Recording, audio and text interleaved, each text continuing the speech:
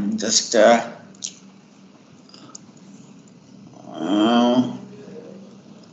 don't know, but then should be visible, no?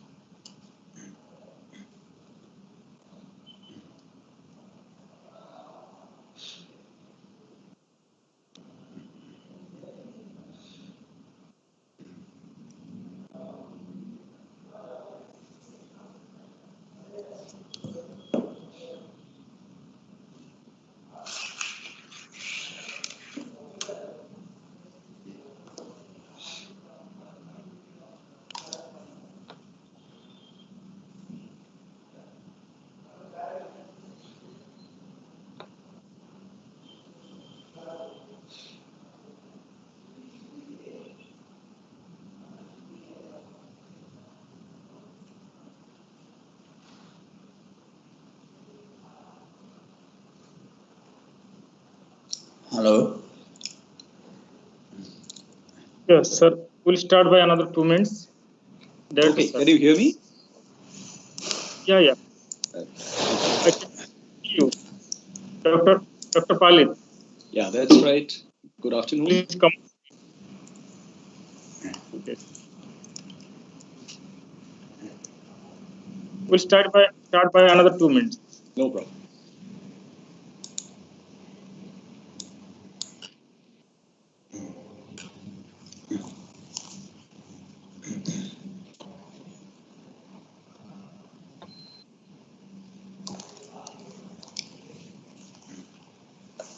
Yeah, Dr. Ashutosh, please just unmute yourself. We'll start by another 1 minute. Yeah, just your audio, please. Am I audible?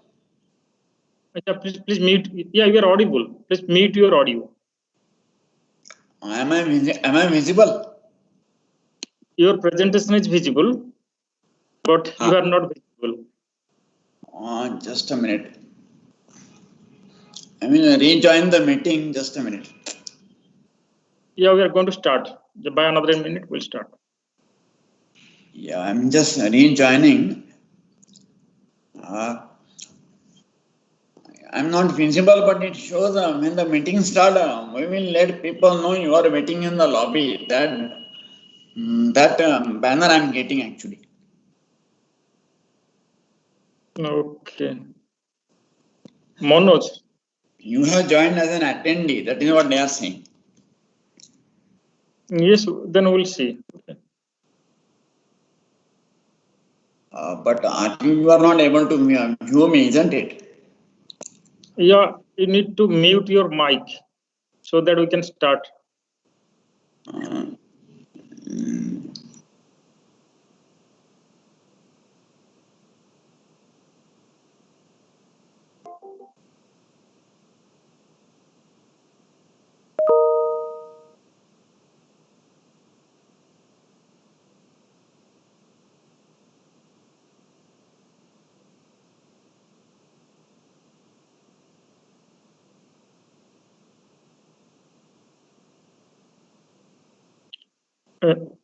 Yeah, Director sir, can you come on screen? We'll start. Yeah, please go ahead. Well, distinguished dignitaries, ladies and gentlemen, very good morning. I am Dr. Jagannath Maulik, the coordinator of the lecture series and also moderator of today's lecture on reorientation of Asian supply chains, politics and economics. First of all, on the behalf of State Bank's leadership, I warmly welcome our distinguished guest speaker, Dr. Untitled Chapter from Institute of South Asian Studies, National University of Singapore, and Dr. Ashutosh Raravikar from Department of Economic and Policy Research, Reserve Bank of India, and other dignitaries and participants. About today's lecture, we know that how COVID-19 has hurt the global economy, including India. It has affected everyone, the rich, the poor, the advanced economies, the emerging economies, the manufacturing activities, service sector activities. Although the magnitude of its impact varies. Starting from our first lecture on Japanese business or MNCs in India in the pandemic by Professor Sato from Kobe University, Japan.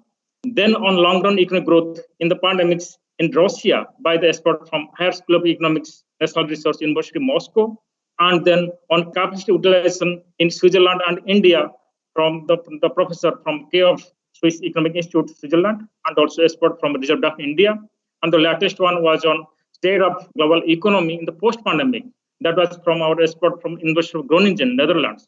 All our lectures focus on the demand side factors as the reason for the slowdown in economic growth in India and the other countries in this pandemic. However, in this lecture, we will focus on supply side factors, particularly how the supply chain is disrupted due to the pandemics. Another important issue is the geopolitical relations with trade and economic development, on which our participants keep on asking the questions considering the recent USA-China economic and strategic relations, and also within Asia, the relations of India and its allies versus China and its allies. This kind of relations produce the economic and trade bloc based on geopolitical relations rather than the locational efficiency. In this lecture, we'll have a detailed discussion on this issue by our guest speaker, Dr. Untitled Chapter, and followed by a discussion by Dr. Ashutosh. Friends, this is the 5th lecture of the series. I take this opportunity to give a big thank to our participants, speakers, and experts in our events. For this, we are very thankful to our director, Mr. Sarash Patnaik sir, for being instrumental behind it. With his active support and leadership, we are continuing the event. The sequence of today's event is as follows. The opening remark and welcome address will be delivered by Director Sir, followed by the presentation by Dr. Palit and the discussion by Dr. Ashutosh, and then we will have questions and answer session. About Mr. Sarash Patnaik sir, he is General Manager and Director of SBIL. About his education, he is a law graduate from Delhi University and has done his MBA in HR and is also a certified associate of the Indian Institute of Banking and Finance. He has an illustrious career in banking about 33 years. He is having varied experiences in the area of retail and HR as well as overall exposure to the bank's training system. He had joined the SBI in 1987 as a professional officer. He has served as Chief Manager HR, Chief Manager Learning and Development, Regional Manager Circle Development Officer, Ahmedabad Circle, and Deputy General Manager Business and Operations, Vadodara and Ahmedabad Circle. I request you, sir, to deliver the opening remarks and welcome address. It's over to you, sir. Thank you, Dr. Jagannath. It's nice hearing you. First, I must congratulate you during this trying times, during the difficult times. The ideas, the concept of connecting with wide spectrum of eminent persons and issues, it has been envisaged, and for the first time we have conceptualized one concept beyond boundaries. That is across the globe. We have tried to connect with the relevant issue, and the relevant issue is at present is this global economy during this pandemic. This is 5th in the series, and here your efforts and your connectivity with entire eminent personalities. First, we had gone to Japan from Professor Takahiro Sato from University of Kobe. Then we had gone to Russia, Professor Lilia Boynikov from Professor of National Research of University. Then Switzerland, Professor Michael Graf, Swiss Economic Institute of ETH. Then Netherlands, again Dr. Abdul Aziz Erumban, University of Groningen, Netherlands. Then Singapore right now. We welcome Dr. Untitled Palit. It's a really privilege that you are with us. This is something which we have thought and which we have desired. Again, you have come back to in that platform. Again, from Institute of South Asian Studies, National University of Singapore. You are a senior research fellow, and definitely in our journey of connecting issues, this is going to make a huge impact. Along with this, our professor, Dr. Asutosh Raravikar, Director of Reserve Bank of India. Earlier, he was also in Director at Ministry of Finance with reach and varieties of exposure. Obviously, Dr. Jagannath is going to share the profile of both the eminent persons, but at the same time being the director head of the institute. It's my privilege and it's really an honor for us that you are in our platform. When the pandemic has happened, this is a strategic institute, specifically State Bank of India has thought or has thought in a different perspective altogether. Here, the institute has been kept in the mind of to take care of the senior functionary of BFSI sector and to ensure that there should be academic excellence so that it can percolate everywhere from top to bottom. In this background, when this pandemic has happened, we have also thought in a different manner. We have thought in a different how we are going to connect because the physical stream is stopped, the movements has been stopped. So we had gone in virtual mode. When we had gone for virtual mode, we have thought how we are going to connect. So then we created of the number of issues. One, the issues regarding the global economy, the pandemic. Our core issues are like the faculty development programs, where we wanted to energize or to sensitize the faculties. Those who are nearly State Bank is having nearly 52 SBIL training centers across country. At the same time, we had gone for empathetic leadership training to all the directors and trainers across the country to train them so that leadership below is going to be developed. Apart from that, the behavioral science, for the first time, it has been taken care of in a virtual mode. Furthermore, there has been an ambitious project has been done by our Strategic Training Institute or Training Institute of Corporate Center, where they have gone for a bandhan, where all the critical branches, how the trainers are going to connect. Again, in this situation, we have been given the responsibility to connect with all these people and to give the trainings as well as the guidance, as well as this entire concept has been also in our lab to take it forward. What I am trying to say is, in different areas we have gone, and there are series like special conversation with circle CGMs. We are also having a conversation. Apart from this global the special lecture series is there. Apart from our impact lecture series are there. So time and again we have been engaged with so many factors, so that SBIL is in one way. What can we say that during this pandemic we have been trying to take maximum advantage to cater to the needs as well as the expectation of the institute, so that people can come back to us. Right now, you people are also there. But before coming to the topic which has been today's talk regarding this global economy and reorientation of supply chains. Regarding global economy, before coming to the economy, first I'll talk about the human aspects. The way I belong to my domain area is ability of a person is being defined as a person, not how he has planned, rather how he stands and faces the challenges when everything what he has planned has gone wrong or awry. That is called liability. So here, after this pandemic, actually on 21st century, there are two issues which has been given paramount importance. One is battle against poverty, and second one was management of global climate change. These are the two paramount issues which have been thought or envisaged by the world how to tackle this. But this unprecedented and this situation, an unforeseen situation of COVID, it has created such a situation. Really, the ability of individual, or for that matter, everyone, the scientists, the government, everyone has come into a real challenge. People have never thought, never visualized what kind of situation. The fear factor has come into being. The entire situation has gone topsy-turvy, and especially the most affected persons, if you think of our country, it's especially the vulnerable sections.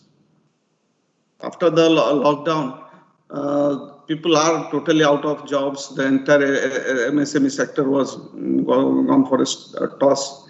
People started moving. There was totally, it created a chaos, and it has created a chaos in both ways, in health areas and economy. Even in the developed countries, they have been affected. But in the process of the difficulties, the most important thing is the declining of the consumption.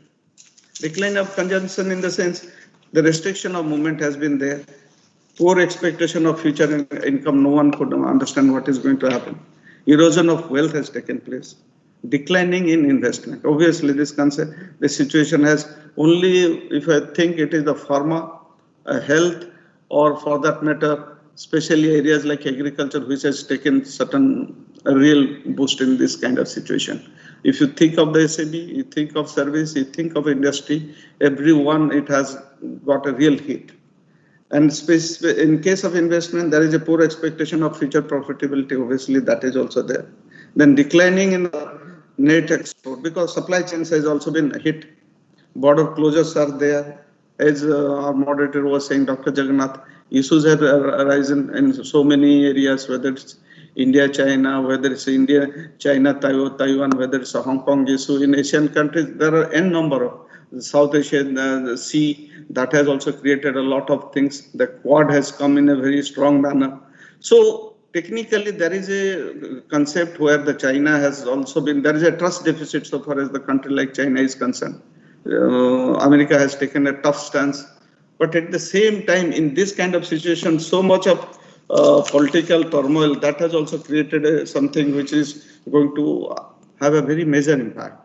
So here, if you think the global growth project, which has been given minus 4.9% in 2020, that is 1.9% below the April 2020 World Economic Outlook.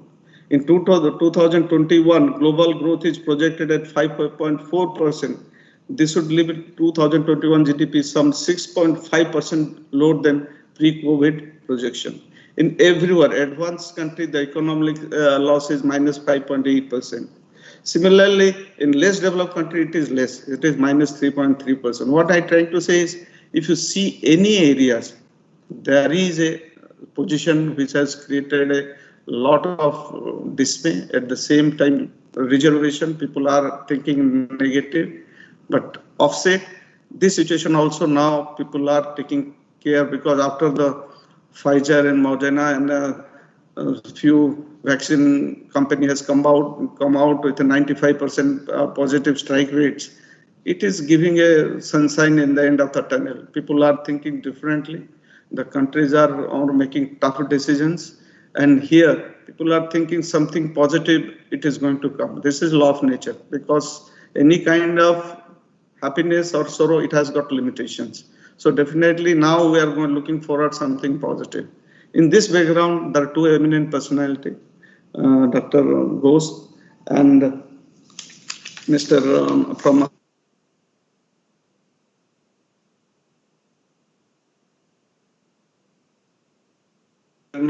to take it forward, so that the entire perspective for which SBIL is time and again engaging with the issues are going to take shapes. Thank you very much. Thank you, Doctor, and thank you, Dr. Asutosh.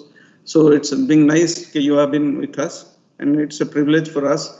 Whatever the sharing you are going to do, that will be in the main live streams, like in Facebook and YouTube.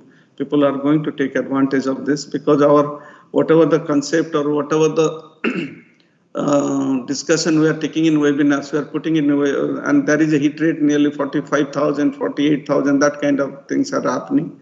So again, we are very positive that this discussion is going to take forward of this kind of expectation as well as the relevance for all concerned. Thank you very much.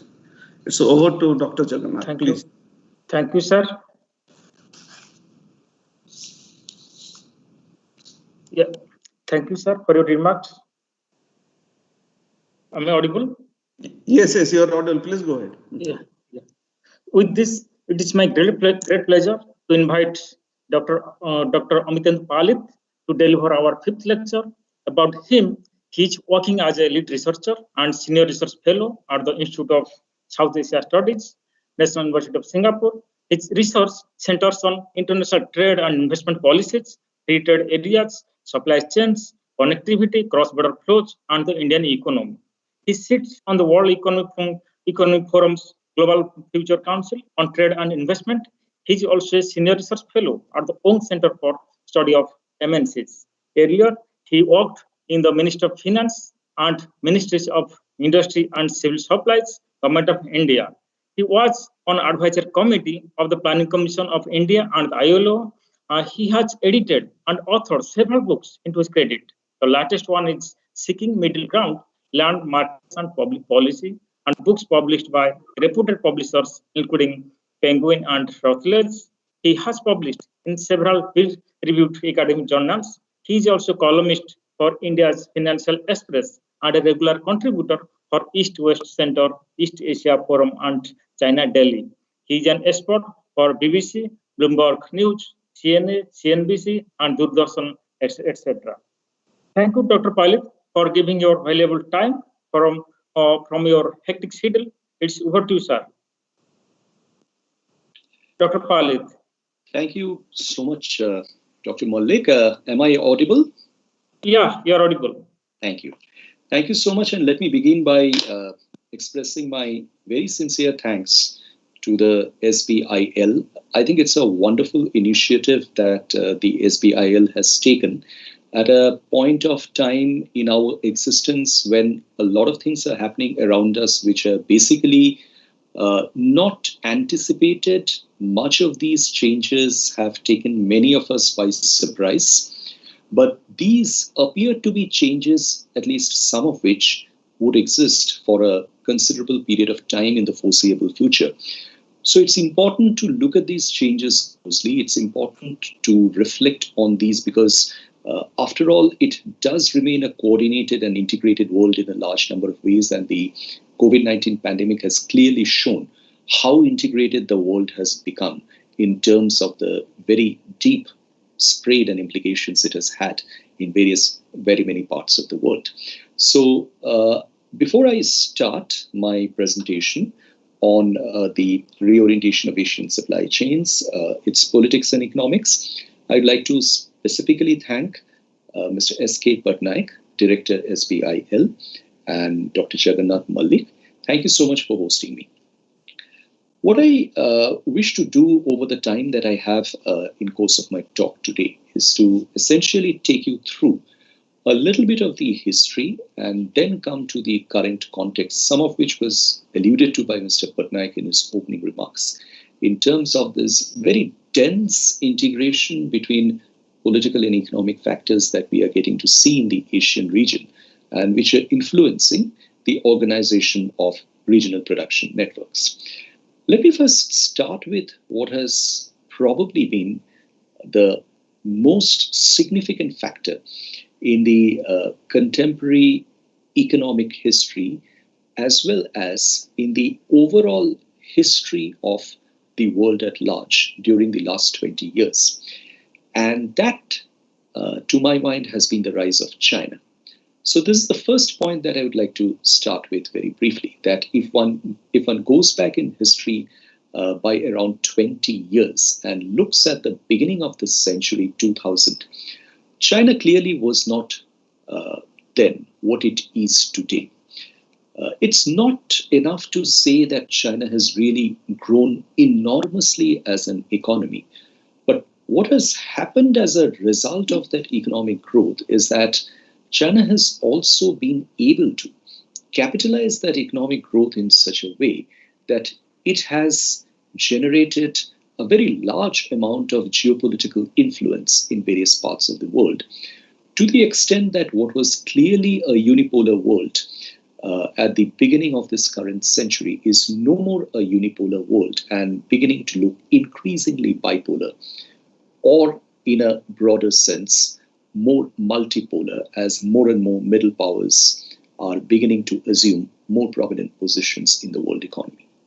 But if we start with this first notion that the growth and rise of China has actually been the most significant factor in the world history, the political economic history over the last 20 years, then perhaps that will help us to consider this rise a little bit more closely, when we come to the next event, which in a sense has been another very far-reaching, very significant event with strong implications, and that's the global financial crisis that happened in the year 2008. Now, when I look back at the Asian region, and for those of you in the banking industry, you would be aware that the Asian region is not a stranger to financial crisis. In fact, 97 was the year when Asia experienced the Asian financial crisis. Now, from that time, 1997, 1998 to 2008, if one looks at this 10 years, then I think it's important to look at one thing in perspective, that this was the time when the Asian region witnessed a gradual decline or stepping back of Japan as the most economic power in the region, and that vacuum or the gap was very rapidly filled up by China. So when we came to 2008, and there was this large financial meltdown, which today is appropriately described as a transatlantic crisis, there was an expectation that there would be decoupling, significant amount of decoupling. But then what was seen in the years and months that followed was that the crisis primarily reframed a transatlantic crisis. Not to say that Asia was not affected. Much of Asia was affected. There was deceleration in economic growth, but the rebound was also equally sharp. And to a very large extent, China was one of those economies which was able to roll out a huge amount of stimulus, both fiscal and monetary, to support the economic recovery in such a way that it continued to remain the major engine of growth for the world economy in the years that followed. Now, it's clear that this is a development which somewhat took the rest of the world, and particularly the Anglo-Saxon democracies, led by the United States, a bit by surprise, because there wasn't really this expectation that China, which had based its economic model on supplying exports, a large number of exports at competitive prices to various parts of the world, and also inviting sufficient foreign direct investment into its economies, or in other words, what it tried to do in terms of reflecting an Asian version of the Washington Consensus of an open market liberalization and a global integration process. There was this expectation that probably China would also be hit hard as a result of that. The fact that it didn't caused certain concerns. And this was also the time from when increasingly there was this belief that began growing in the United States and the rest of the West, that China has actually stepped beyond and is much larger than what was being visualized by the rest of the Western world at that point in time. In fact, after 2008, when the United States had a new president through President Obama, it was probably the first time that the United States-China conversation started happening on a relatively more balanced and equal weightage fashion, leading to the establishment of strategic economic dialogues between the two countries. Fairly few, and those that the US establishes only with those countries that it considers strategically important for it. And from that point onward, as the years proceeded, as the world started to come to terms with the financial crisis, there was this realization that China actually is beginning to emerge stronger, whereas the United States is still trying to come to terms with the huge financial sector meltdown, the troubles experienced by its banking system, the very large amount of debt, both household, corporate, as well as financial sector debt, which the economy was holding. Not to say that the macroeconomic fundamentals were completely flawless and sound in China, but it was true that the Chinese economy was probably showing the resilience to stay integrated and be a prominent part of the global economic system in terms of being its main driver, in a way that was more prominent than that of the United States or even Japan. Japan, in fact, at this point in time was actually suffering from deflation as it went forward. as we move into the last decade and we look at the years 2012, 2013, we increasingly began a new tendency in the behavioral pattern of China from an international relations perspective. And this was a tendency which reflected in China becoming more assertive. Now, those of us who have looked at China closely over the years, we know that China has actually never hesitated to step back from a particular point of view that it has. China is a civilizational country, lays tremendous amount of importance on its civilizational history. And from that civilizational history, it tends to come to narratives, particularly when it comes to coexistence with other neighbors, including the definition of its borders and shared geography. That a number of times the Chinese narratives appeared very uncontemporary and very unreliant on modern facts and substances. However, that's the way the Chinese look at the rest of the world around themselves. And the biggest reflection of this was increasingly beginning to come in as China started taking much more aggressive positions on a large number of issues in the region, most notably around the South China Sea and the number of disputes, outstanding disputes that it has with a large number of countries in Southeast Asia, notably Philippines, Malaysia, Vietnam.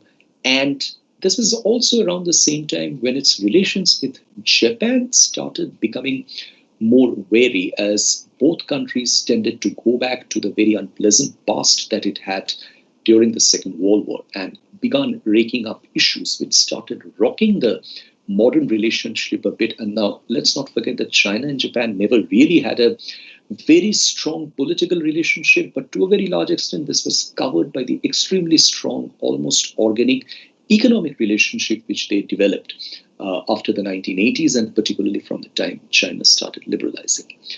On the other hand, on the United States of America's side, there was an interesting development, and this had to do with two factors. The first was the fact that there was relatively less preoccupation of the United States of America on Asia and particularly Middle East as the wave of terrorism and efforts to control that slowed. President Obama had a greater interest in looking closely at Asia. In fact, on a couple of occasions, he mentioned that he would want to go down as the first Asian president of the United States in a broad term. And this was also being coupled with the fact that China was increasingly beginning to become more assertive. The United States was losing faith in the multilateral trade mechanism of the WTO. And combined with all these factors, the United States started thinking very seriously about organizing a number of countries which are United States allies in the Asia-Pacific region in form of a common economic and trade framework, which would, while serving the objectives of greater United States presence in Asia and expanding to its economic interests, would also at the same time act as a strategic counterweight to China. And this was being formulated under what is known as the Trans-Pacific Partnership. Now, along with the Trans-Pacific Partnership, which started shaping from around 2010, there were also moves being taken by the ASEAN economies, the Southeast Asian economies, and these started coming together into another trade compact called the Regional Comprehensive Economic Partnership. This trade compact included ASEAN and the 6 other countries with whom the ASEAN as a group has free trade agreements, which included Australia, New Zealand, China, Japan, Korea, and India. We will discuss much more about the RCEP later. But what we saw in the Asia-Pacific happening towards the years 2013, 2014 was actually a simultaneous progress on the TPP, led by the United States of America, on the RCEP, which increasingly got to be defined as a China-backed free trade agreement, though there could be debates on whether it is actually so. But the important point was that as the TPP started facing very rough weather at home in the run-up to the United States elections of 2016, there were other factors that started appearing very strongly in the region. And the biggest of this was probably the strongest reflection of the Chinese hegemony, which is the articulation of the Belt and Road Initiative. And the Belt and Road Initiative, again, is one initiative which has really not left much doubt over the fact that China wants to utilize its ability to fund infrastructure and obtain strategic influence as a result of that funding capacity. Now, while the Belt and Road Initiative was coming up, the United States presidential elections were getting close to the 2016 year, which marked a landmark change in the United States presidency with President Trump coming in. And what I would argue is that President Trump's entry into office actually marks the beginning of the current period of political and political economic dynamics that has gone into the reshaping of the Asian supply chains. So as all of you are aware, one of the first moves of the President Trump administration within 10 days of his getting into office was withdrawing the United States from the Trans-Pacific Partnership.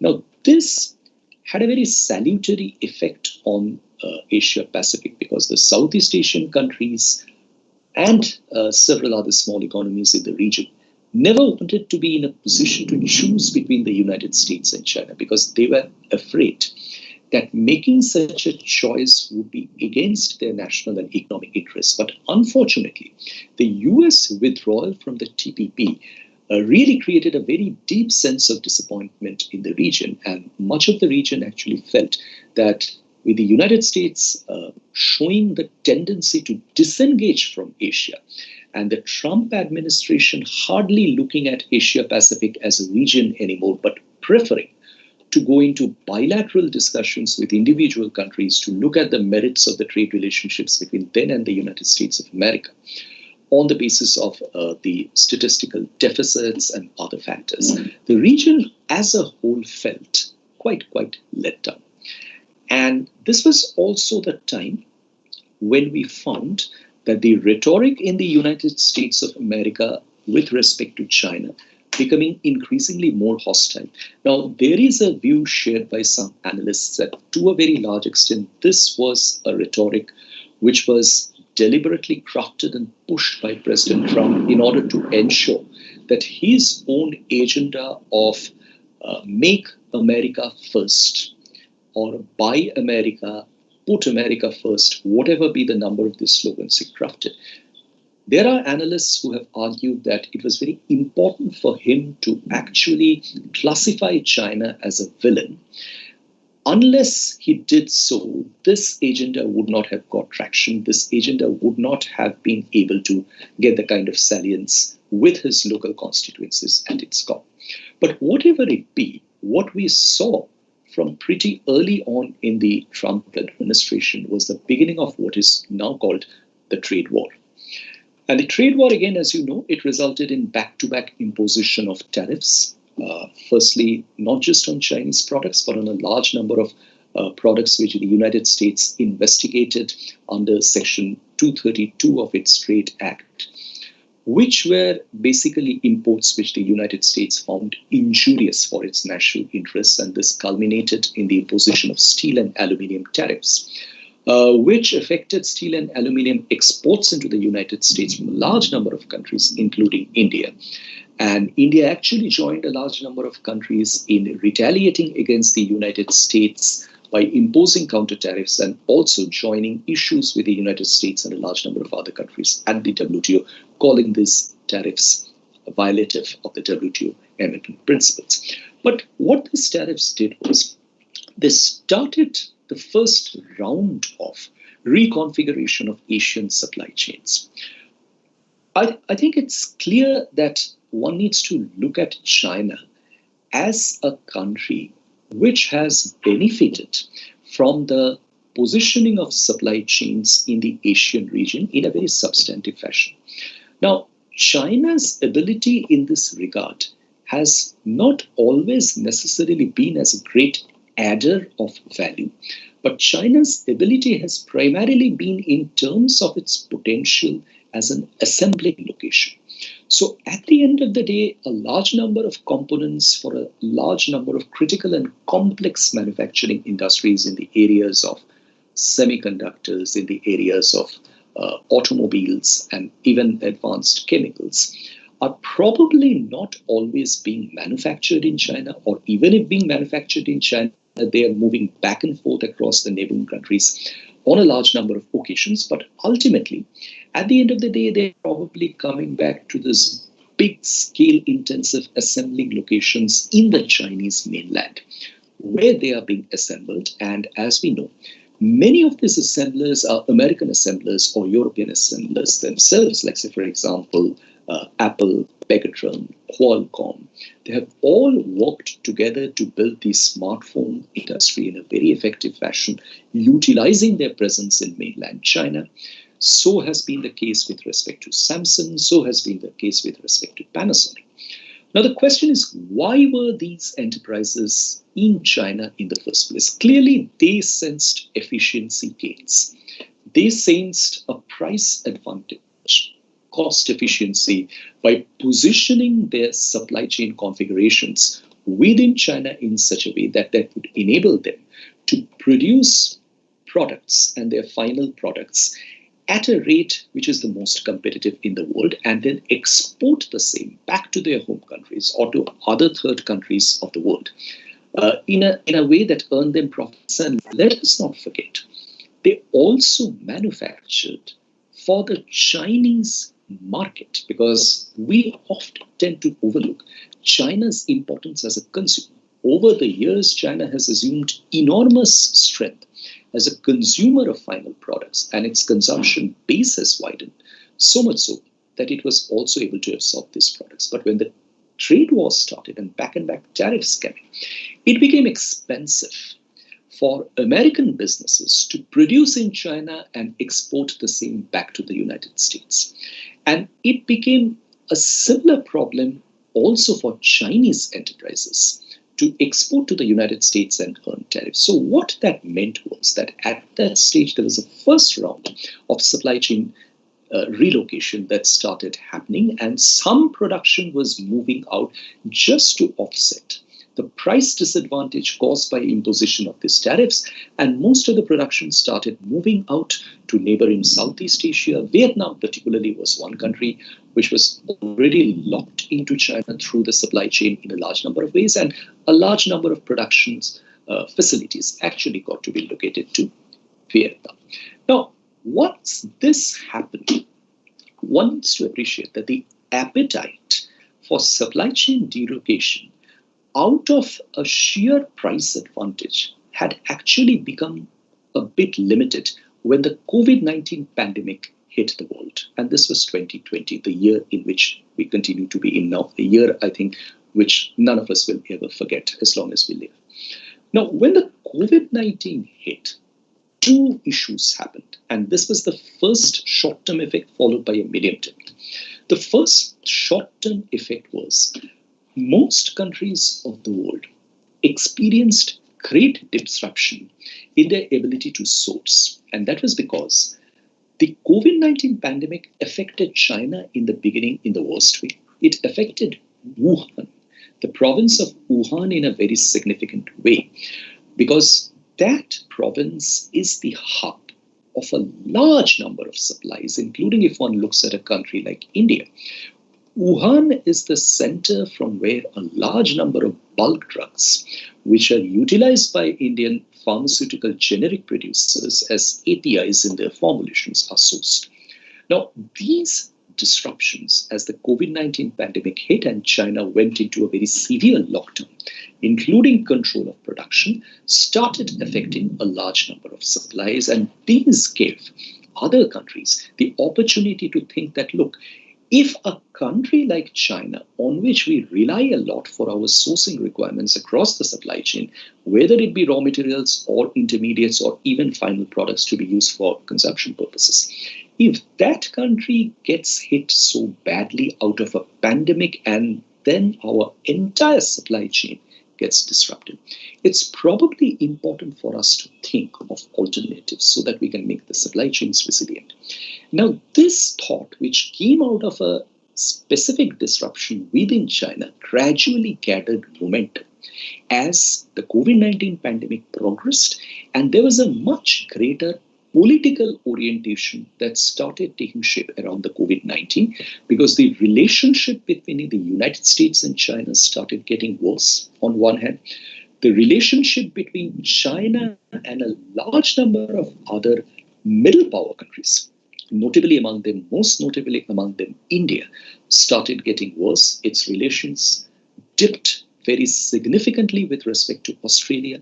It worsened with respect to Japan, Canada, as a result of which what happened was that there was a general consensus emerging among a large number of countries that, look, China is probably not a country with whom one can very comfortably do business, because doing business with China, particularly in terms of getting engaged in supply chains, much of which are controlled by the geographical conditions of the Chinese mainland, such an eventuality has some costs, and these costs could be serious in terms of the national and strategic costs which countries might have to pay.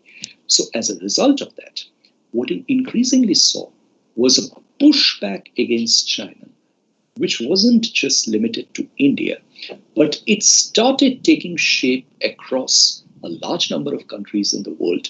The pushback was prominently against Chinese technology, particularly in the space of 5G, particularly the role of Huawei and the surveillance, which it has been accused of. And so much so that we actually saw there's a distinct political alignment, anti-China political alignment, which is taking shape. And the Asia-Pacific region, which now is much more prominently in the strategic narrative being referred to as the Indo-Pacific region, actually saw certain very distinct developments and very rapid developments, one of which, let's say, for example, is the growth of the Quadrilateral Initiative, a dialogue which was first proposed in 2008 between the United States, India, Japan, and Australia as a security exercise, collective security exercise. First, it began as an informal dialogue forum.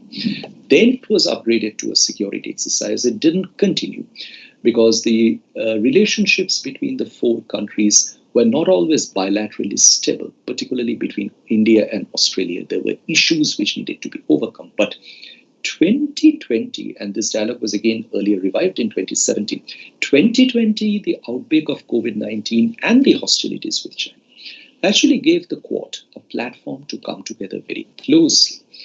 And the last Quad meeting took place in Tokyo in the month of October.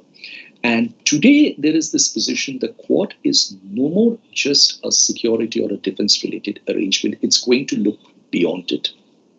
It's going to look into the economic space and the economic architecture, and very significantly, along with the growth of the Quad or its consolidation, Japan, India, and Australia announced what is known as the Resilient Supply Chain Initiative. This was announced in the month of September.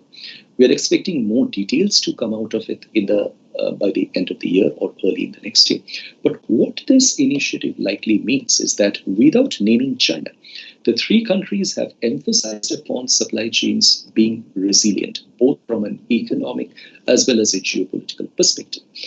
And what is further interesting is that financial assistance is being provided to businesses for reshoring their production out of mainland China. And I can give the example of Japan.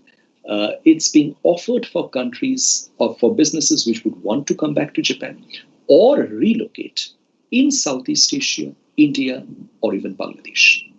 Now, we will discuss the RSCI probably separately as a separate initiative, the question answer session. But I think what I want to emphasize at this point, and I'd just like to briefly go back to the first trigger of supply chain relocation that I mentioned, which was the US-China trade war driven by tariffs. Now, compared with that, which was essentially a price factor driving the relocation, today what we get to see is not really a price factor, but a political factor, a geopolitical factor, which is now acting as the trigger for further relocation. Now, once we get into this corner, and this is where we stand, Today, it's the 23rd of November 2020. We are almost at the end of this very, very turbulent year. What we are looking at broadly with respect to the Asian supply chains and their reconfiguration is that there is a clear tendency on part of the major economies of the region to posit geopolitics as the determinant for reconfiguration of supply chains. Now, this is interesting, but it is also antithetical to the entire concept of development of supply chains in economics, business, and management literature, because such relocation has always been based on the question of price efficiency. That's why there has been horizontal and geographical spatial distribution of production across the world, particularly in the Asian region. I would like to end on this point and also leave with you a further thought as to where we stand as we look ahead. A very significant determinant of what happens with respect to supply chains in Asia, the way they shape, how much of geopolitics go into their ultimate determination or the sort of the identification of their future geographies, would actually depend upon what happens to the United States and China relations. And that, in a sense, depends very significantly upon how the incumbent Biden presidency in the United States looks at its relations with China, and not just China, looks at its relations with Asia Pacific and Indo-Pacific at large.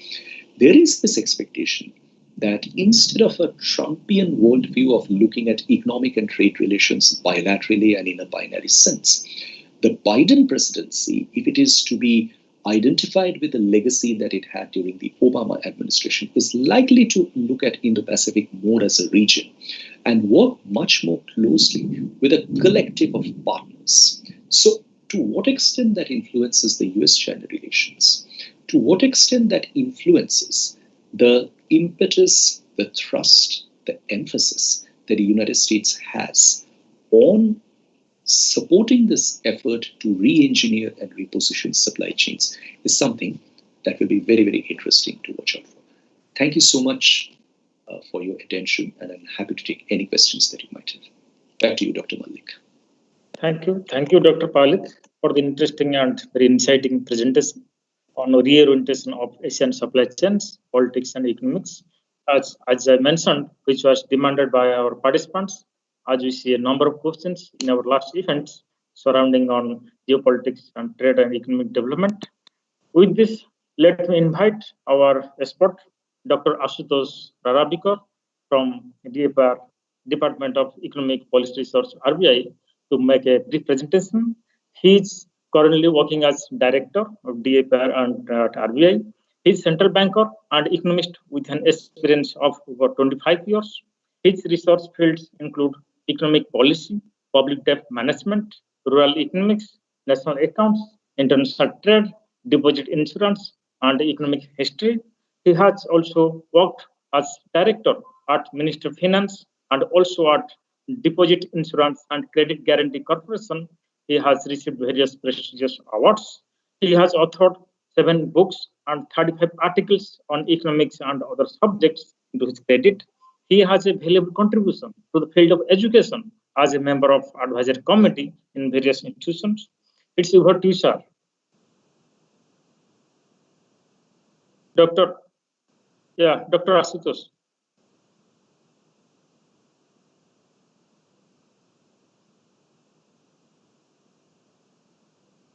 Yeah, Dr. Ashutosh.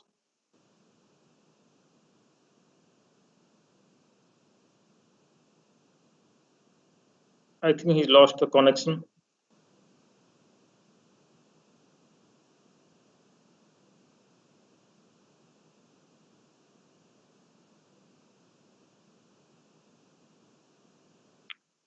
Please unmute yourself.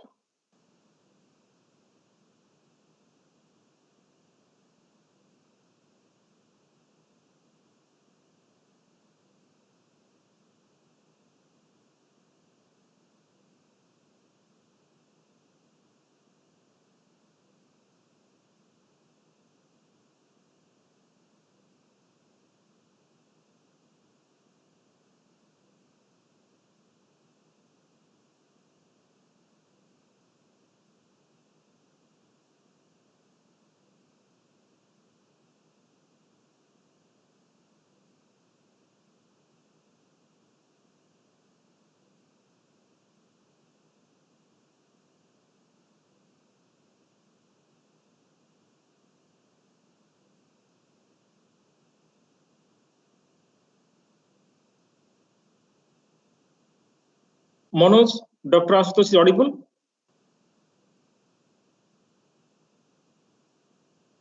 No, sir, he is on mute.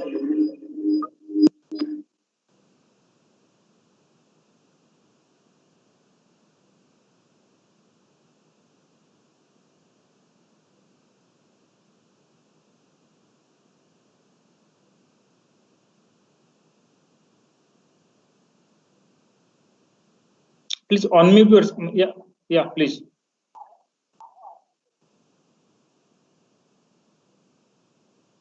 No, you are not audible to Manoj, I think.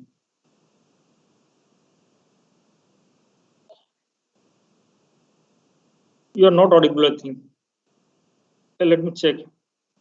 Yeah, Dr. Palit, he's audible. Dr. Asutosh is audible to you?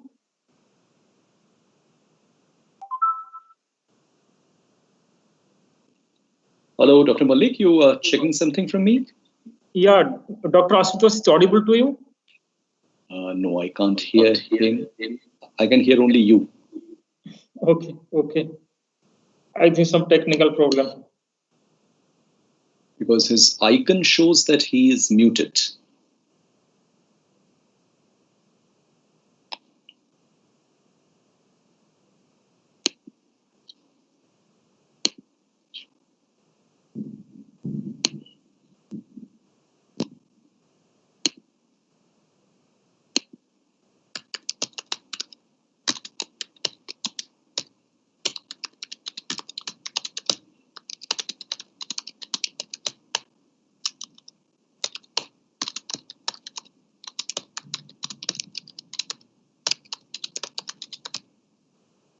Manoj, please check with him. Please call him.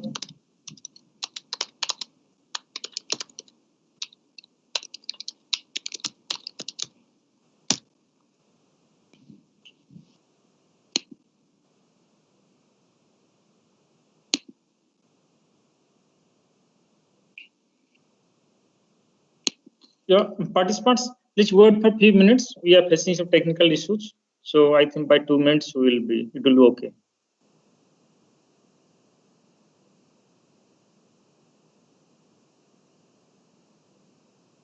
We possibly can entertain questions.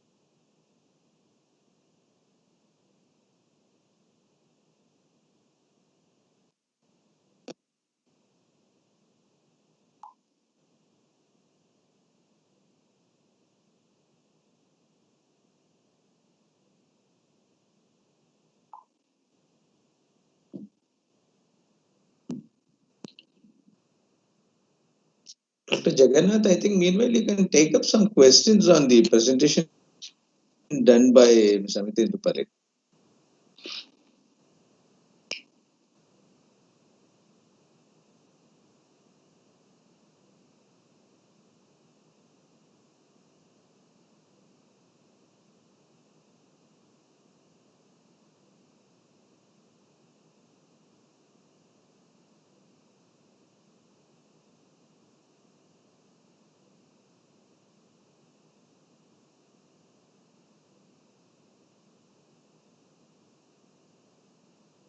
So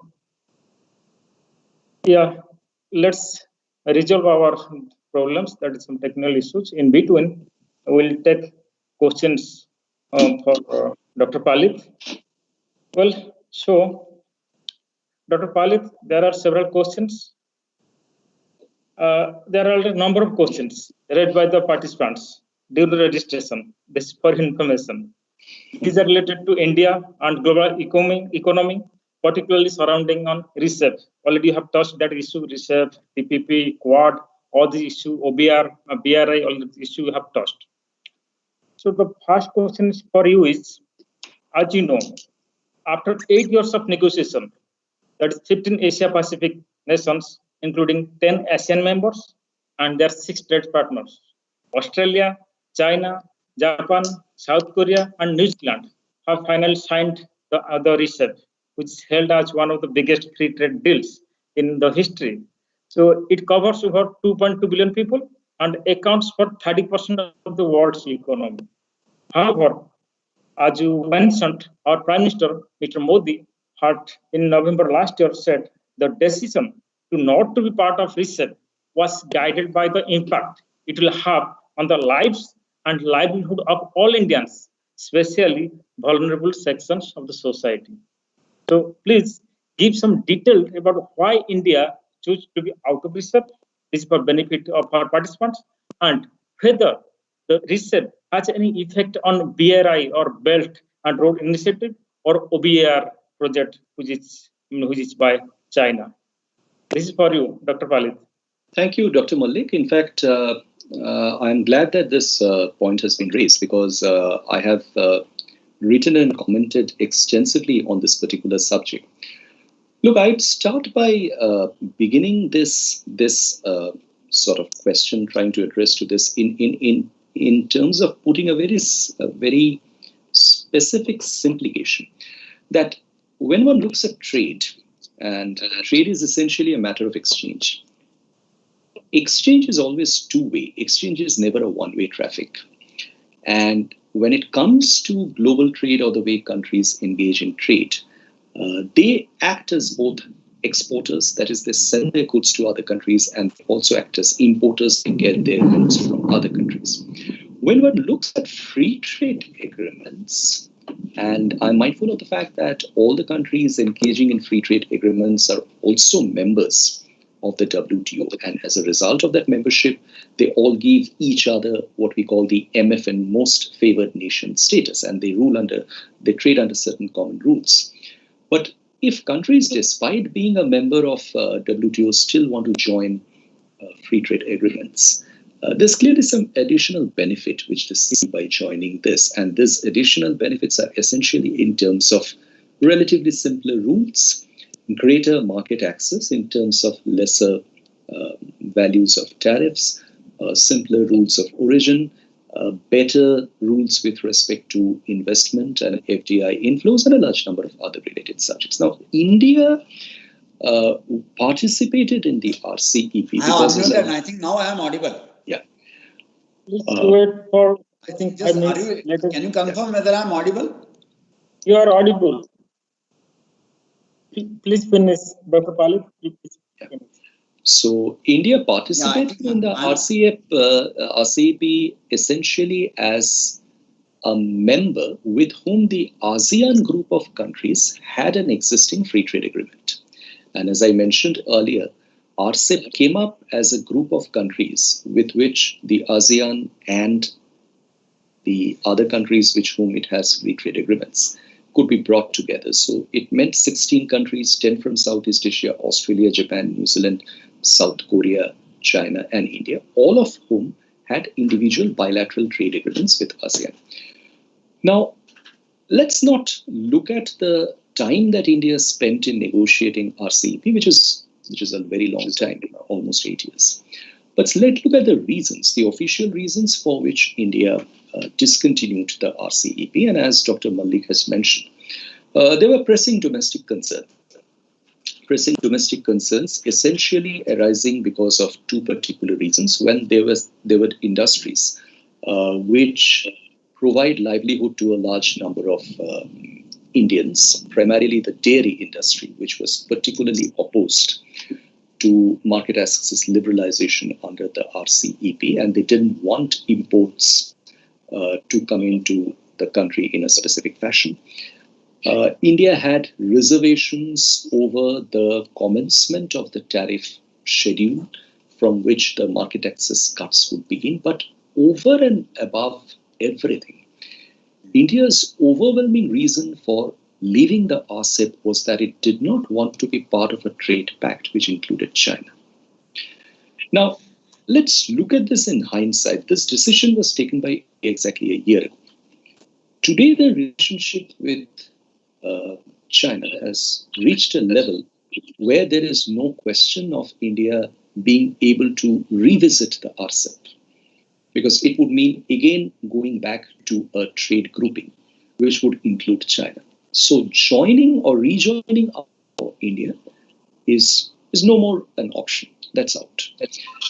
Now, the question is that, has it affected India economically? Now, let me look at a few conditions which the RCEP creates. Can you check?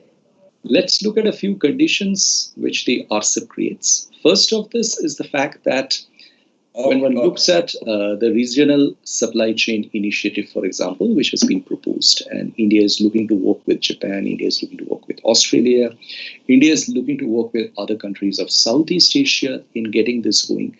All these members, all these countries are part of the RCEP. If one looks at other countries, even countries which are outside of Southeast Asia, even if one looks at countries with whom India has free trade agreements in the region, Korea, for example, Japan, for example, they are individually members of the RCEP. Now, I'm not saying that this is the reason for which India should have joined RCEP, but all that I'm trying to argue is that while coexisting with China was a very difficult and almost impossible proposition, and it was a proposition which was very specific to India, because let's try to understand also this point, that India's relationships with China are particularly complex because of they being neighbors. Whereas for the rest of the world, China is not their neighbor, except a few other countries. Whereas the rest of the world might have some generic discomfort with China. India's relations with China are particularly complex. And I don't think today the condition exists for India joining this. But having said that, I think when one looks at the other arguments that are offered for India staying out of RCEP, let's say, for example, the reservation of the dairy sector, the fact that India should not get into free trade agreements with countries with whom you have large deficits. I think I have 2 points to mention in this regard. On the deficit question, if one looks at India's top 20 trade partners, India has deficits with 16 of them. Then in that case, India should not be joining into FTAs with either of these countries out of the 16. Number 2, if one looks at the character of the imports that India is making from China, from Southeast Asia, or from Asia Pacific at large, 3/4 of those imports are essential imports required by the industry. I had alluded to pharmaceuticals in the past, and today we know for sure that if India wants to make it big when it comes to it being a major producer of vaccines in the post-COVID-19 world, it will have to rely very actively on sourcing bulk drugs. And China is the biggest market for bulk drugs, the biggest source of bulk drugs. So I think the question of India not being in RCEP out of the China factor is a larger question of whether India wants to engage in free trade agreements at all. Because free trade agreements cannot be joined with the view that there will be only exports and no imports. No country is actually going to accept that proposition. What is possible through the space of free trade agreements is to work out an arrangement, bilateral arrangement with exceptions, with exemptions, with negative lists, with semi-positive list, large number of caveats to suit one's interests. But ultimately, market access concessions have to be given because those same market access concessions are also being offered to India. So I think this is a view which India needs to take when it engages in other free trade agreements, whether it be with the United States of America, because even with the US, the question of dairy has come up. So that is a very important understanding that India needs to take on its trade policy engagement with the rest of the world now. I'm happy to discuss this further. You mentioned about the complication relationship with China.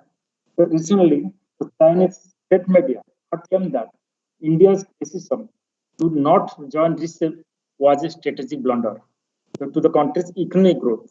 And whereas the Peterson Institute for International Economics has estimated that by 2030, RCEP may be able to increase global national income by about $186 billion annually, which could also add about 0.2% to the economies of RCEP member nations.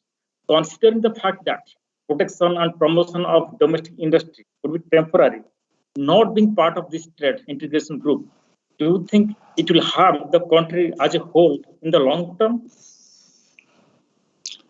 Dr. Malik, if I go back to the point that why India joined RCEP negotiations in the first place, and it stayed engaged with it for 8 years. Now, I am not prepared to believe that India is a country which would stay engaged in negotiations, such extensive, such elaborate negotiations for 8 years, if it did not visualize some benefits coming out of it, both geopolitical benefits as well as economic benefits. Today, what we see is that in the rest of the region, the RCEP has been taken with a lot of enthusiasm.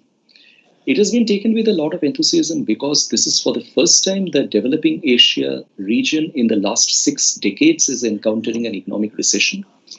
And this trade agreement is expected to be one of those agreements which will create new opportunities, generate new avenues for economic growth, and allow a large number of people, particularly from those segments of the labor market which have been displaced because of COVID-19, to come back to income generating occupations. Now, as far as India is concerned, again, I'll take a slightly bigger view. I think today, all of us who are looking, you alluded to the Peterson Institute's analysis, those by Peter Petrie and others. But all of us, I think, are confident about the fact that if the Indian economy needs to increase its GDP growth over the trend rate of growth of 8.5% plus, which I think is a necessity for doubling the per capita income of India, it must capture much larger shares of global market. Now, the question that to which I have not been found a satisfactory answer to is that how can India capture larger shares of global market if it stays outside of free trade agreements with major countries?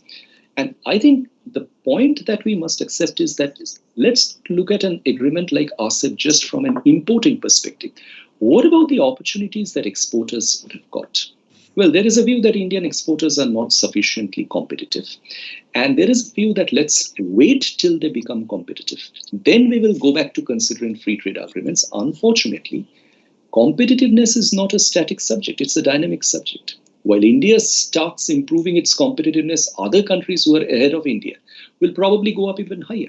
So I think the two cannot be disconnected. India needs to stay engaged in the free trade agreements and at the same time work on improving its domestic competitiveness to take advantage of the preferential rules of market access that it has.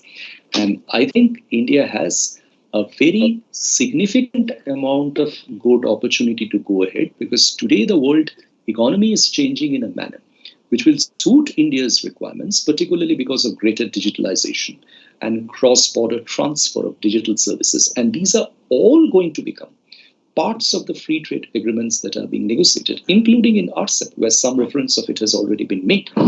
So the fact that India did not eventually belong to RCEP is probably a recognition of the fact that India decided to give up on this particular opportunity, which it could have capitalized. I mean, I don't deny the fact that there might have been some increase in imports, but I also allude to the fact that even without RCEP, China today is the largest importer for India. So I think let's look at things in a multiplicity of perspectives, not just one perspective. Well, let's take one more question before our second presentation. So the question is, India's focus had been on the disruption caused to manufacturing and homegrown producers rather than what is meant for consumers. Right? So now all that discussion, bargaining has been overshadowed by the border conflict with China.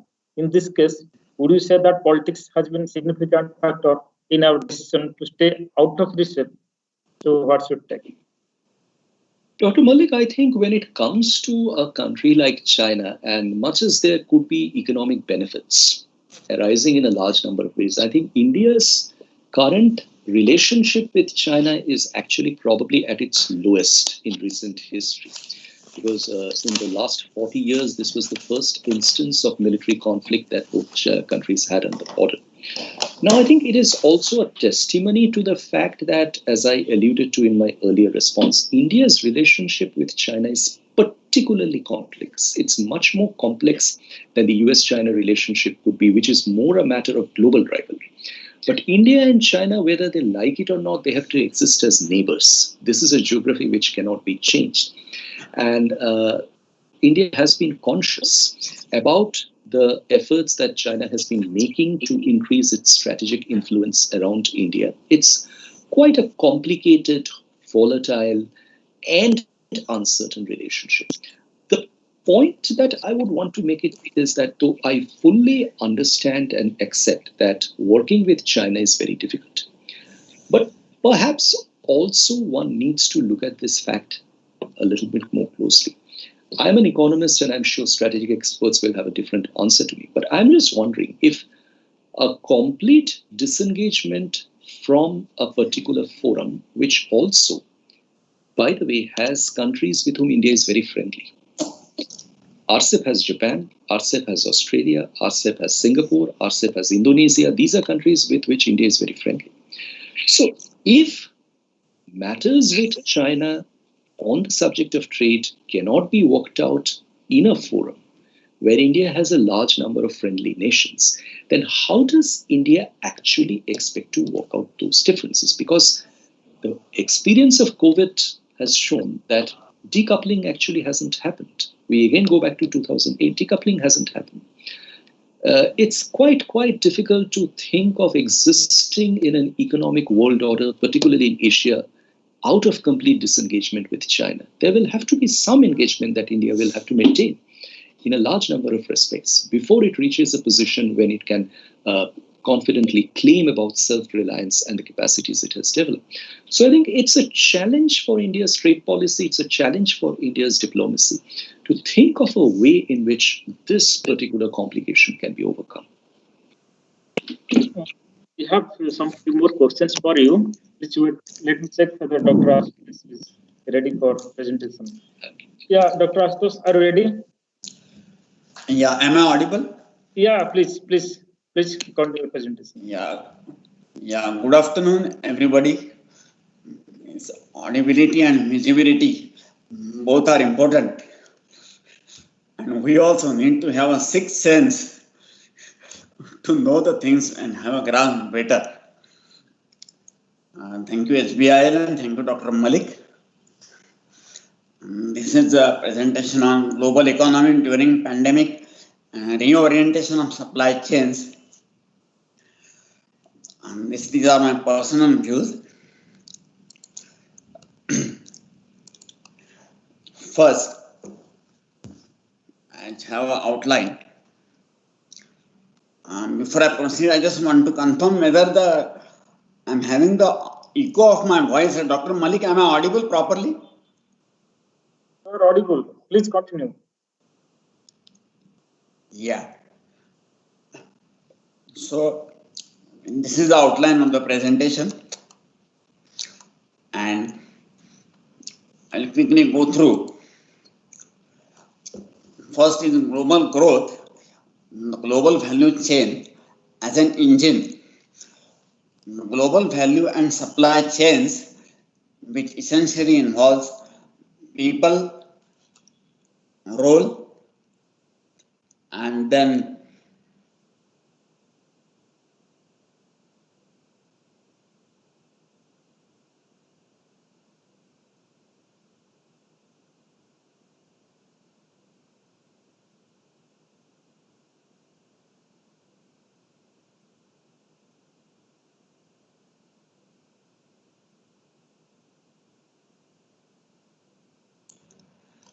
am I audible, Dr. Malik? Hello? Please continue, you are audible.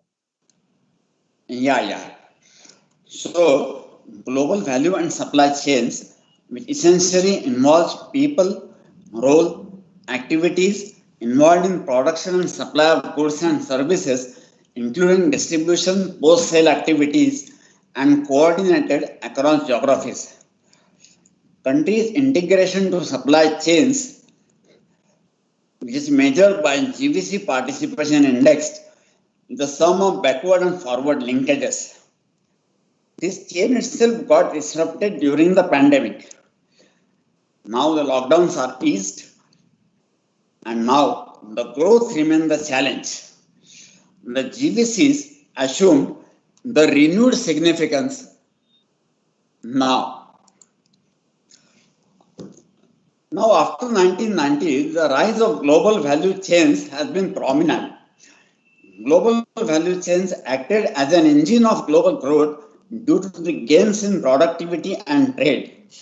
The advancements in transportation, ICT, reduction in trade barriers encouraged the manufacturers to extend the production process beyond the national boundaries. And presently, two-thirds of the world trade passes through global value chains which straddle at least one border before the final assembly. Now, during the COVID-19, it posed challenges to global value chains because the companies across the globe have significant exposure to Chinese GVCs. The COVID-19 experience has showed that the concentration risk of GVCs in a few regions like China, US, Europe can produce large global spillovers. The adverse impact is on income, trade, and investment. And this proved that there is a need for diversification in GVCs. The better logistic performance, higher capital endowment, stable political environment, higher FDR are all significant for strengthening the backward linkages in the supply chain.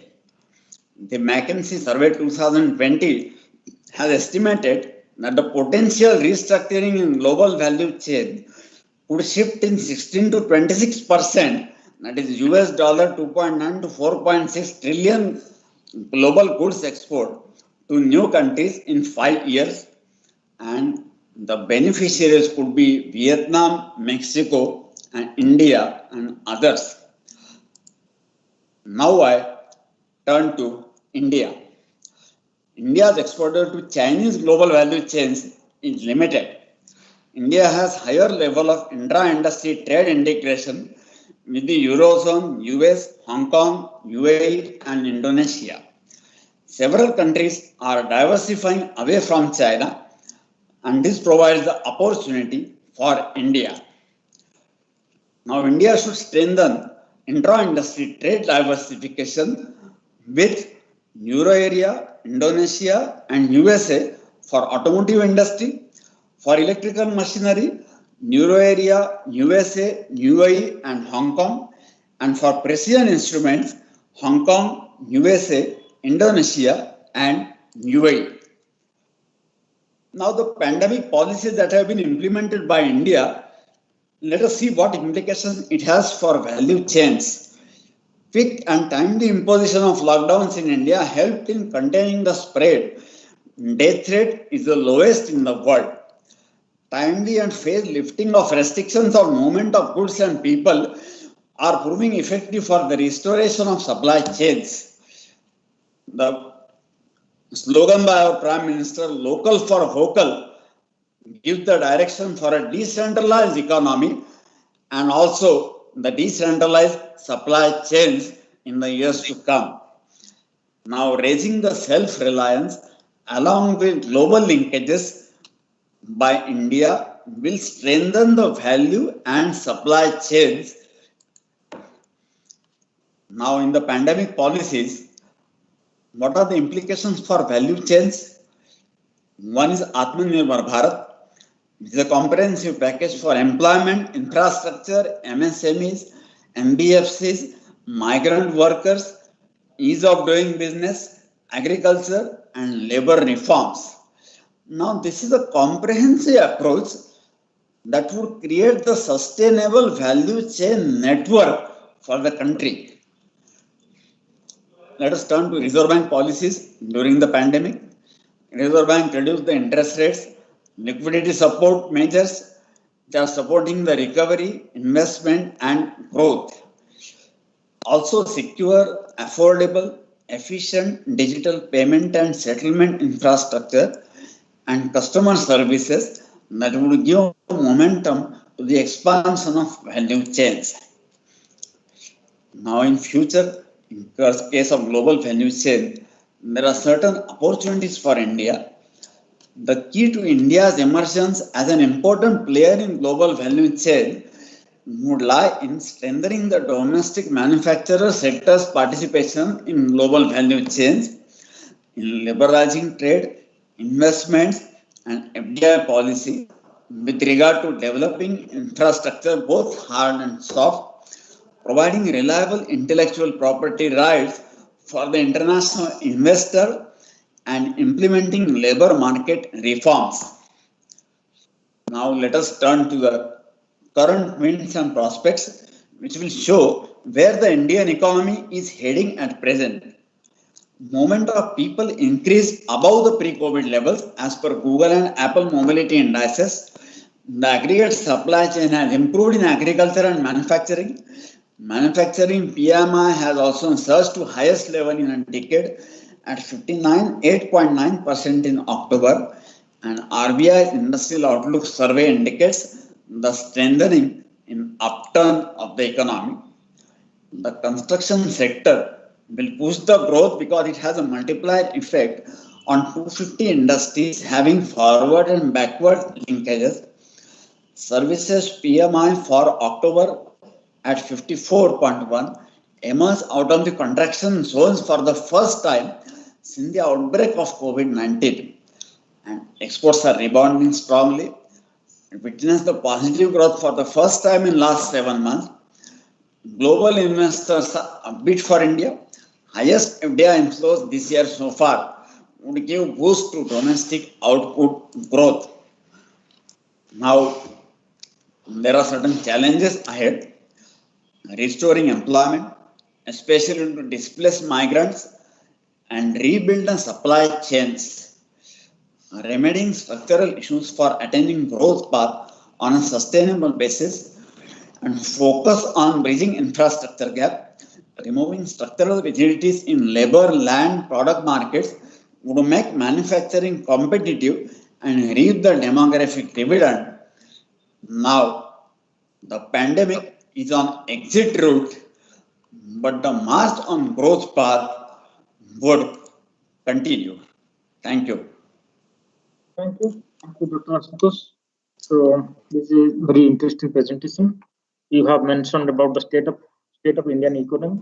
So one question for you, that is that RBI has forecasted 2020 and 2021 growth with about minus 7.5 to minus 11.5%.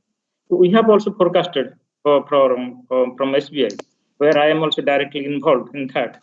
So we are expecting that in Q2 growth to be contracted by about minus 10.7%. And also expecting that our economy will recover in the coming quarters.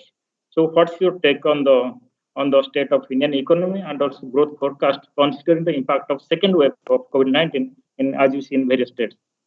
This is for Dr. Ashutosh. Yeah. As my personal view, I feel that the forecast and estimate itself was varying and changing, and nobody knew when to forecast, what to forecast, and how to forecast, because situation was very dynamic. So the Reserve Bank gave forecast this time, and the Reserve Bank in its official documents has explained various things, and there is no need to go on that.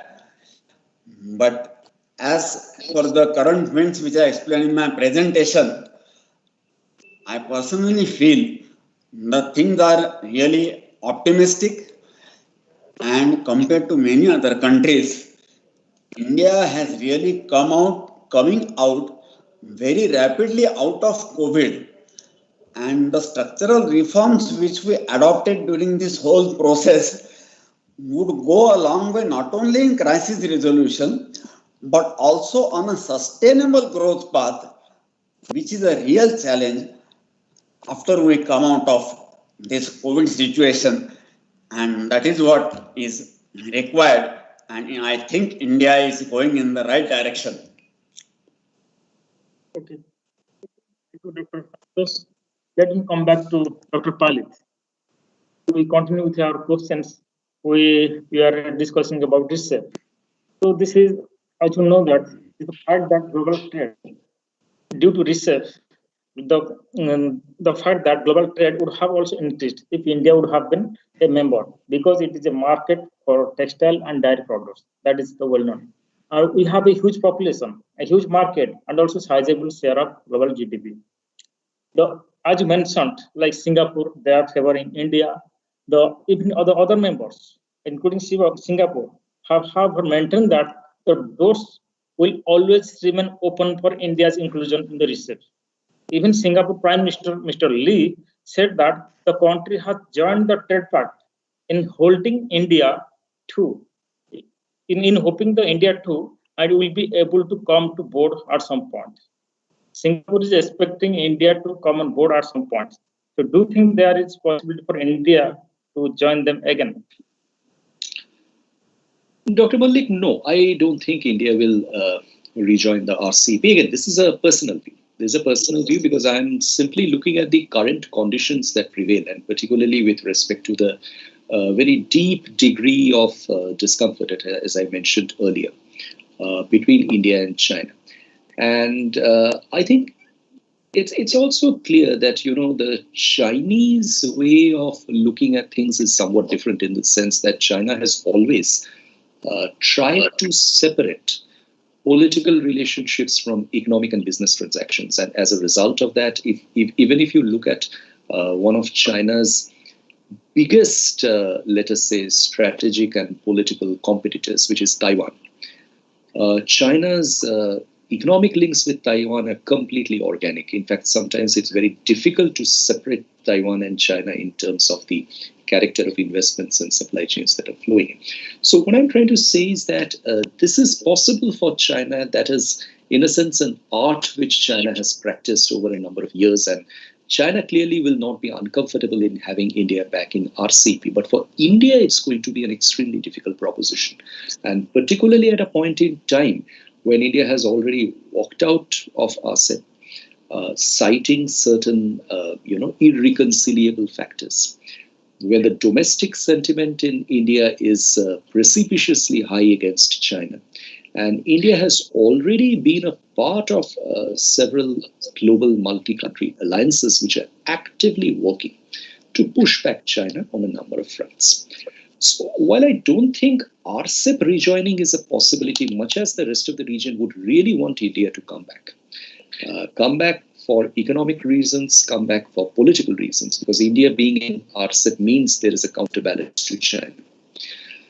I think I'd want to point out two factors.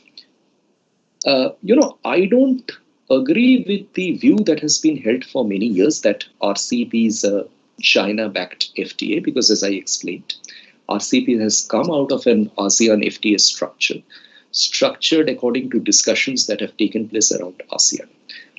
But after the conclusion of the RCP, and today given the current condition and composition of its membership, there is probably very little doubt about the fact that China, being the largest economy in the group and probably the fittest economy after COVID-19, is clearly going to be in a position to utilize the RCEP's rules much more effectively in its advantage as compared with other economies. So I think to that extent, yes, China has been the biggest beneficiary of conclusion of RCEP. The second thing that I would like to draw your attention to is that it's very interesting that only a week after the conclusion of RCP, the Japanese Prime Minister Suga yesterday at the APEC summit mentioned that Japan will work on broadening Asia-Pacific trade engagement well beyond RCEP. Well beyond RCEP, and he raised the possibility of Japan working actively to expand the CPTPP. The United Kingdom, after Brexit, has expressed an interest in joining the CPTPP. There is a great deal of expectation that the Biden presidency is going to bring the US back into the CPTPP. Now, if that happens, then the CPTPP actually will become a much bigger grouping. And its economic size and market size and everything will be higher than the RCEP, and the two will be clearly identified as opposite to each other. To me, as a scholar, what will be a very interesting question at that point in time is to see what would be India's reaction. You see, today India is out of RCEP, but India needs trade. And if the United States pushes the CPTPP and reaches out to India with a call to join the CPTPP, will India accept? Because in the past, India has been a very staunch opponent of the CPTPP. And it has said that, look, the CPTPP has very different kinds of rules and regulations, very high standard, which we will not find ready to accept. We are not yet ready for it. But the question is, in that case, would the geopolitics of the day, push India closer to an agreement like the CPTPP? I think that is going to be something which is going to be very interesting to watch. Thank you. We will take another 2 rounds of questions. So before closing the session, already we are delayed. So now the next question is related to banking, the role of banks. What roles can banks play in bridging the mismatch in post-COVID supply chain scenario, wherein the epicenter of electronics manufacturing seems to be shifting from mainland China to Southeastern Asian countries? Now, another related question, that is, where do you see China heading, especially after pandemic, when most of the nations are against Chinese goods? Why has India not able to tap onto the Asian supply chains, whereas Bangladesh and Vietnam both have been integrating well with Asian supply chains as well as global supply chain? So that is the question from our participants. Dr. Malik, will you just refer to the first question once more? I mean, the second question is on China. What was the first question? If you'd kindly repeat it once more. What roles can banks play in bridging the mismatch? Yeah. Okay. What is the role of banks? Okay. Let me start with the second question first, and since we are on China. I think some of us in this whole conversation and narrative about the COVID-19 has actually overlooked one thing, that on the 7th of October, China concluded its national plenum. And in this national plenum, it has pushed onto a different strategy for economic development, which it is referring to as dual circulation. Now, there might be many ways of interpreting how the Chinese reflect their strategies and what names to give to them. But the dual circulation from the official documents that are coming out is essentially a strategy that looks at not just focusing on the rest of the world, but concentrating internally on the Chinese economy's strength. And to some extent, you might well think that there is also a little bit of reflection of what India is talking about in terms of self-reliance, what the United States of America is talking about, make America first, and so on and so on. So there is a move to actually reflect on the fact that today China has matured as an economy to give itself the confidence of hosting a large number of production within itself in the mainland, and which by itself can be an opportunity for pursuing sustainable development goals and give the Chinese population, because China's long-term goal is to become a middle-income economy by the year 2049, that can be achieved over the period of the next 28 years. And I think there is a certain degree of confidence which has come out in this document, which is clear from the fact that, much contrary to what the rest of the world believe, China's recovery has been exceptionally fast out of the COVID-19. I mean, the last 2 quarters are showing that there's a great degree of economic activity has come back, and particularly the PMI, or the Purchasing Managers Index, has been quite robust. As far as the role of the banks is concerned, I think I find there being a couple of missing pieces in this entire question of the supply chain narrative. And one of that is clearly the fact that if geopolitical factors are going to be the main driver of relocation of supply chains, then somehow, somewhere, the lack of efficiency has to be compensated. Now, who is going to compensate it? Japan, for example, has announced national subsidies. A fund of 2.2 billion yen has been announced. But not every country is Japan. India is trying to position itself in this role by announcing production-linked incentives in a large number of sectors, beginning from particularly the semiconductor and smartphones assembly sector. But the question is that enough? Because today there are a large number of surveys that are coming out, and businesses are actually getting rather confused over this move by their respective governments, urging them that, look, you need to move out. You can't keep working in mainland China. Either from China, you move out to Taiwan. The Taiwanese are being told that you move out. Now, let's assume that the entire world economy cannot be represented by what the Apple is thinking and doing.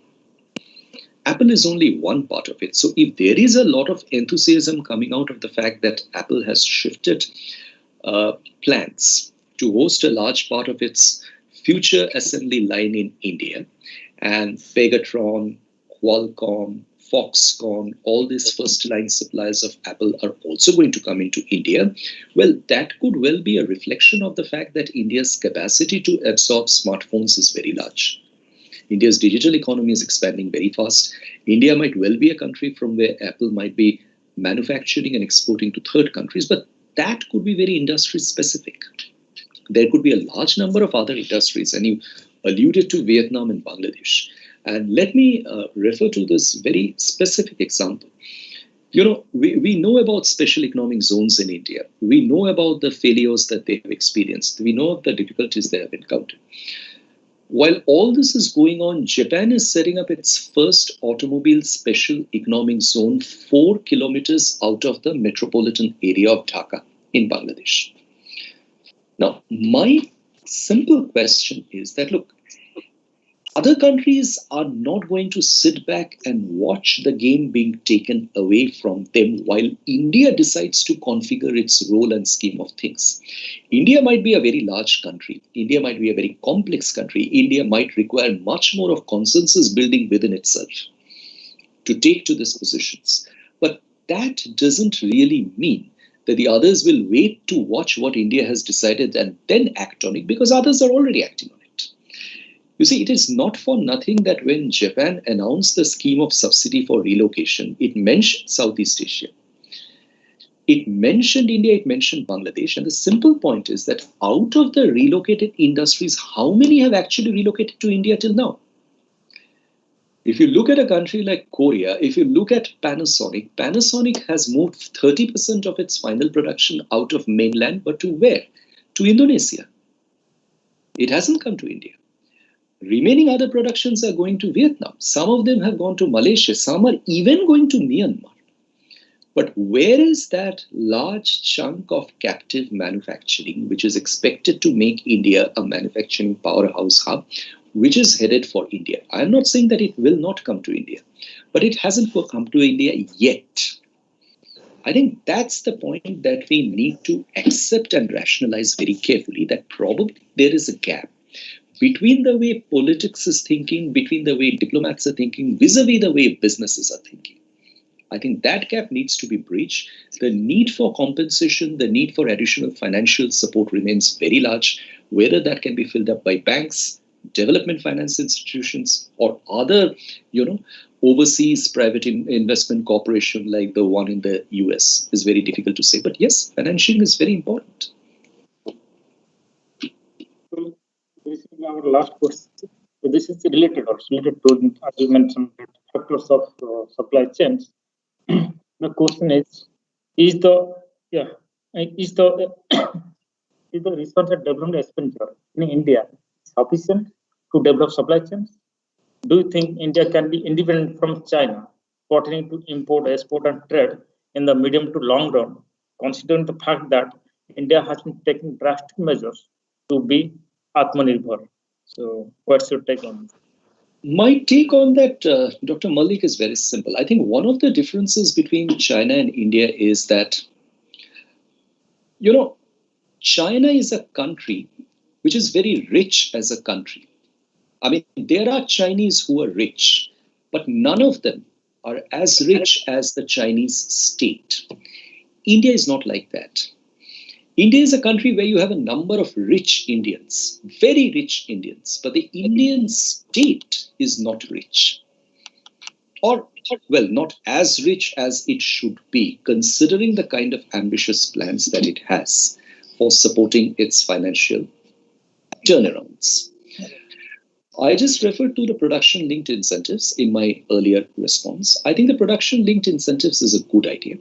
But the question is that whether announcement of production linked incentives before putting the house in order is actually going to have many takers. I think today the production linked incentive scheme that we have seen coming up in the area of electronics is fairly interesting. I have looked at the scheme closely, and I think there's a fair bit of thought that has gone into that, because that scheme is structured bottom up, in the sense it's beginning from component and semiconductor manufacturing and then going up to the final product. But unfortunately, I cannot say the same about the other production linked incentives which were just announced. Those appear to have been done in more of a hurry.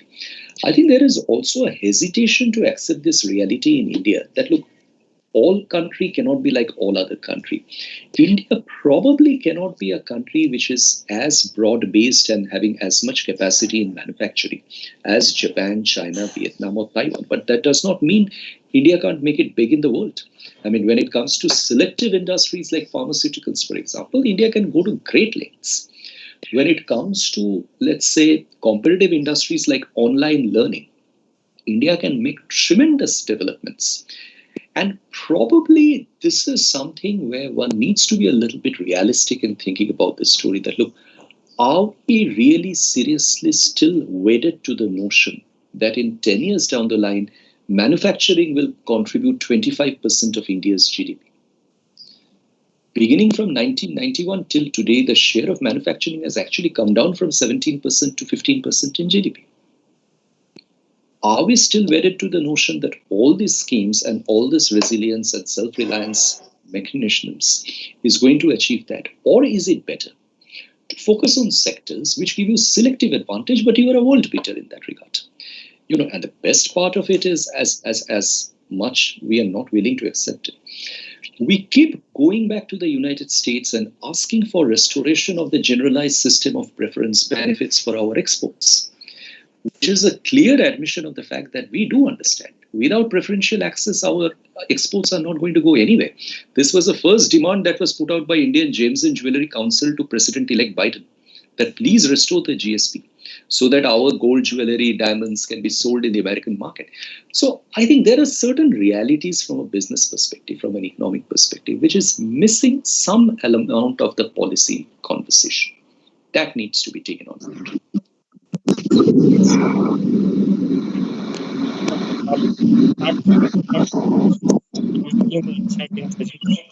Responding all the questions convincingly. Let's request.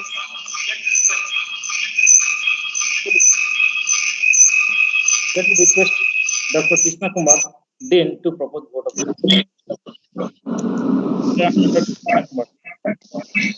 Yes.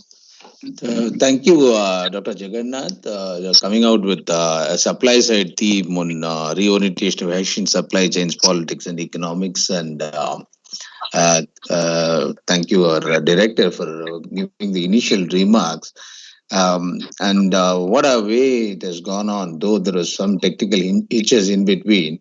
I'm sure that whoever who connected today would have got a wealth of information, especially both the speakers, Mr. Untitled Chapter and Dr. Ashutosh. Both of them gave wonderful insights to the theme. And while coming to our speaker, Dr. Untitled Chapter, he took us through, the entire aspect of history of the supply chains, how it has evolved in the contemporary sense, and how the world, when it was slightly changing from the unipolar one to a multipolar one, China seized the opportunity from the jaws of the Japanese, were vacated US and how the investments during the prime time of subprime and such other issues when US was not investing, China seized the opportunity and to build its supply chains, and slowly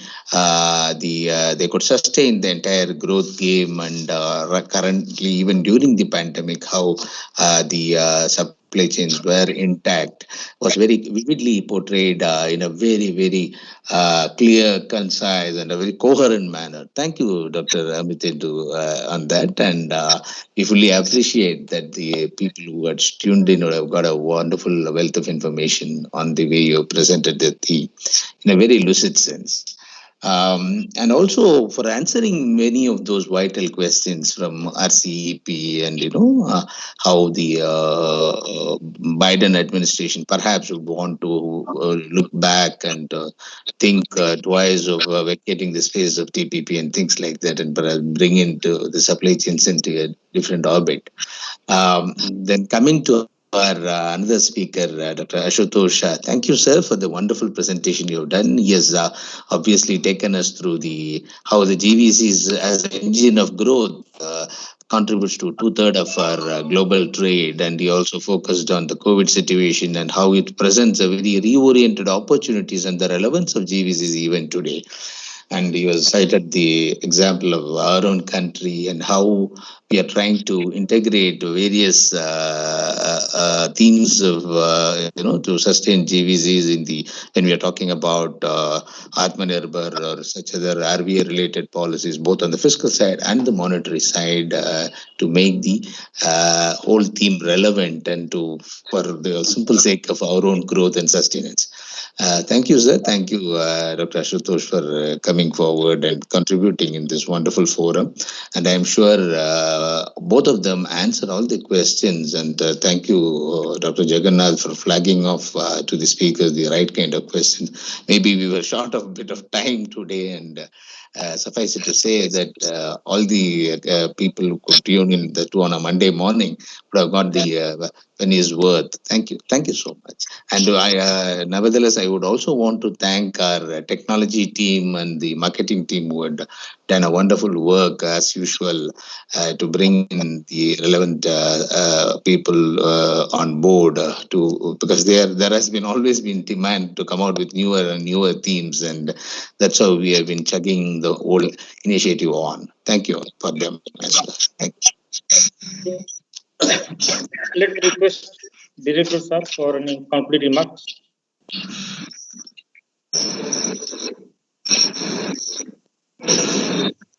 Thank you very much, Dr. Palit, Dr. Asutosh. What else we can say? We have been tuned to this, and the perspective, the way Dr. Palit has come out on the professional side and personal level, that is very outstanding actually. On personal level, definitely being an Indian, we think in a different manner. But how it is going to be put it so far as the trade and how, because after the Atmanirbhar has come, and now we are also in a different manner. And there has been a repeated kind of connect by our Honorable Prime Minister to the government. Let's go for local for vocal, and how, because this is something different. It's we are feeling in a different mode. So this relevance and the practicality definitely outside the domain and being in the thick of things, you have given something a dimension. But at the same time, this is a situation, generating this kind of ideas and taking forward is the order of the day. And today you two have really given that kind of dimension, and many takeaways are there. And I'm really feeling happy. Dr. Jagannath is connecting with all concerned and creating SBIL as a platform and enabler to connecting with people. And Dr. Palit, so this is the institute in Kolkata. So our warm welcome to you whenever you'll find time and be in Kolkata. We'll be more than happy to receive you, as well as Dr. Asutosh. It would be a pleasure when the pandemic would be normalized. And obviously, that time, whenever you'll get an opportunity, we'll definitely to take you forward and to place you before our participants. So that would be a wonderful experience. Thank you very much. Thank you, sir. Thank you both speakers, Dr. Khalid as well as Dr. Asutosh. Thank all the attendees for coming over here. I would also like to thank the SBIL members being present here today. Yeah, thank you all. Thank you. Thank you so much. Thank you, Dean. Thank you, Director. And my great Dr. Ashutosh. And just one small request, if any of you want to get in touch with me on any subject where I could be of any help, my contact details are all with Dr. Malik. Please feel free to write in. And thank you so much, Mr. Patnaik, for the warm offer. Kolkata is my home, so whenever I'm back home again, I'll make sure that I drop in to see you. Thank you so much. Thank you. Thank you. Thank you.